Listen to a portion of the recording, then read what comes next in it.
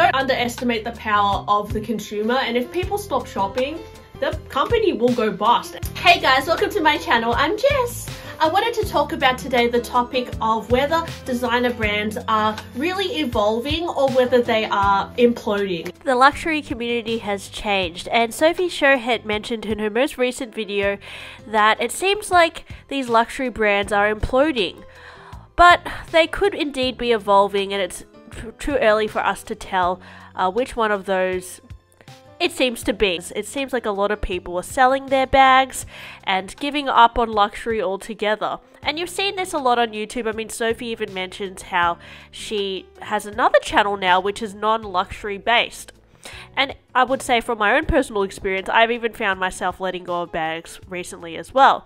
So is the industry indeed imploding, or is luxury going to just change and become something even better than now? I saw an interview the other day which included the CEO. He spoke about how they are really thinking long term, and they're thinking about, you know, what is the brand going to stand for in 100 years? What are they going to look back and see what they're doing for women and how they are empowering people?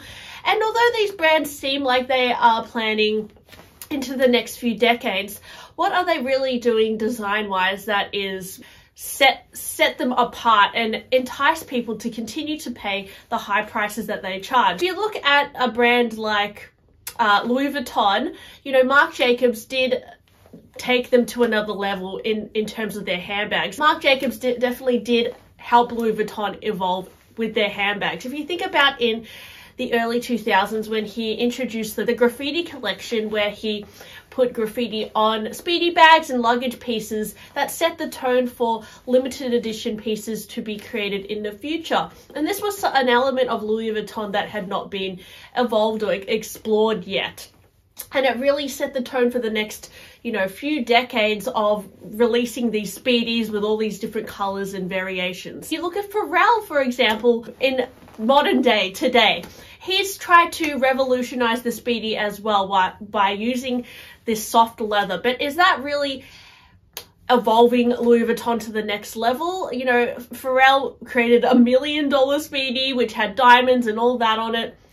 But is that really going to be as popular or as innovative as what maybe Marc Jacobs has done at Louis Vuitton? Louis Vuitton really thinking about the long-term plan. I do notice that Louis Vuitton constantly reference their old designs and they bring them back and they try and reinvent them. But a lot of the time with Louis Vuitton, I find that the older pieces feel a lot more substantial than the newer pieces. Not to mention that some of these prices, like for example Pharrell's bags, are priced so ridiculously high that the only thing that seems to be evolving is the massive prices. Maybe not even the quality is up to scratch. I went to Tokyo recently and I noticed in the Louis Vuitton window a completely bent Dauphine bag, and that told me that, you know, maybe Louis Vuitton isn't prioritizing their quality as much as they should. And is this really a way for the brand to evolve? I would think that for a brand to evolve, they would have to get better and better. And although Sophie mentioned that she doesn't see these brands, you know, plummeting, I think if the customer stood up to them more and refused to pay the high prices and refused to accept bad quality, things would change and maybe it would be for the better. But the fact is, a lot of these companies are very greedy and they like to make as much profit as possible, so they'll cut corners to do so, and people accept that because the truth is, a lot of people these days don't care about quality. The reason why a lot of local designer brands, like for example in Australia, I remember my local shopping centre used to have a lot of Australian designers that were really doing well. They were excellent quality. And, you know, if you think about a brand like Dion Lee, which has just gone into voluntary administration, they have cool looking pieces that started to become really popular in TikTok as of recently, but they weren't able to survive due to the fact that a lot of young people go to fast fashion stores now and they don't feel the need to spend thousands of dollars on clothes. If you look at Temu and Shein, they are dominating at the moment, and it's very hard for I guess more innovative brands to come along and then encourage people to buy their brand if they're not like a brand that's been around for a really long time, like a brand like Louis Vuitton. In this day and age, it's really hard for most brands to survive because of the current, I guess, cost of living going up and the effects of the pandemic. If you also, for example, look at Matches Fashion, it's currently, they are also, I think, in voluntary administration as well. There's also brands like Neiman Marcus and Brooks Brothers and J. Crew, which are also collapsing. And Farfetch and Net-a-Porter are also facing financial strife at the moment. And all these places, you know, Neiman Marcus, Net-a-Porter, Farfetch, they all stock these designer brands. And it seems like people aren't necessarily finding the money anymore to pay these really high prices. So that is going to impact on these designer brands as a whole.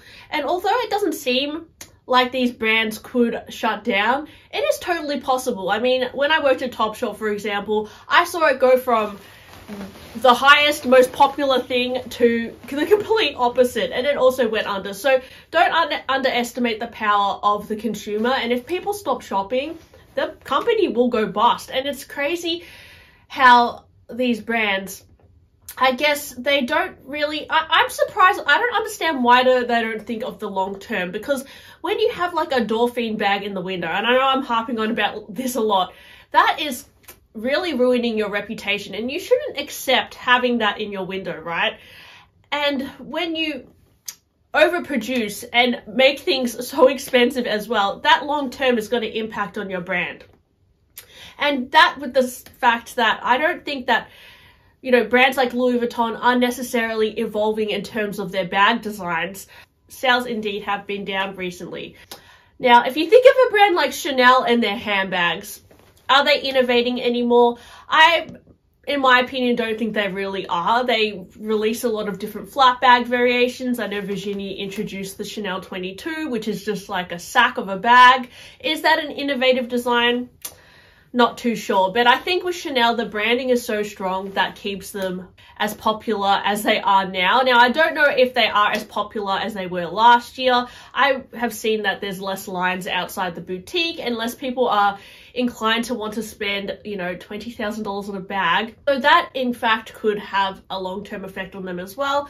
And then there's brands like Gucci who are, I guess, having a little bit of an identity crisis. They've changed creative director and, you know, maybe people aren't feeling like buying it as much anymore. Brands like Burberry or Valentino have also changed direction. Even Celine is said to perhaps change direction as well now, with Hedi rumored to be leaving. So are these going to help the brands evolve? Well, actually, I think with brands like Gucci and Burberry and Celine, they do have a little bit more opportunity to evolve because they have different creative directors and they are indeed going in a different direction, which could force them to evolve.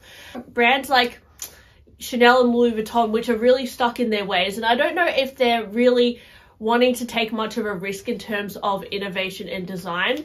And that is just due to the fact that they want to make a lot of money and they don't want to do anything too risky. I'm sure I would love to see the new bag that Chanel releases, like what design it will be, because, you know, the last one they released is the Chanel 22 as a permanent bag. Maybe they'll release a Chanel 2025 bag or something like that. I wonder if it will look any different or if it will change handbags and fashion, because, you know, these designer houses, especially the big ones, they should be creating things that we've never seen before, or things that really set the trend for the next 20 years. And it seems like at the moment that all the eras are just smushing together and everything is just, trends are really, it's really hard to see, I guess, in this day and age what the trends are, because it just seems like everything is trending right now. And I think that's also due to the fact that there's like TikTok and more social media outlets where you can be inspired to dress different ways, whereas maybe, you know, 10-20 years ago we had less of that visual stimulation when it comes to being inspired by different fashion trends, and maybe people were a little bit more individual back in the day because they weren't necessarily aspiring to look a certain way. A lot of thoughts today about whether these brands are evolving. I don't know, lately it doesn't seem like they're evolving to me, but let me know what you think and whether we're gonna see more big designer conglomerates or department stores perhaps struggle or shut down in the future. And do you think any of these designer brands are gonna go bust anytime soon? I would love to know. And thanks for watching, and I'll talk to you guys on my next one. Bye!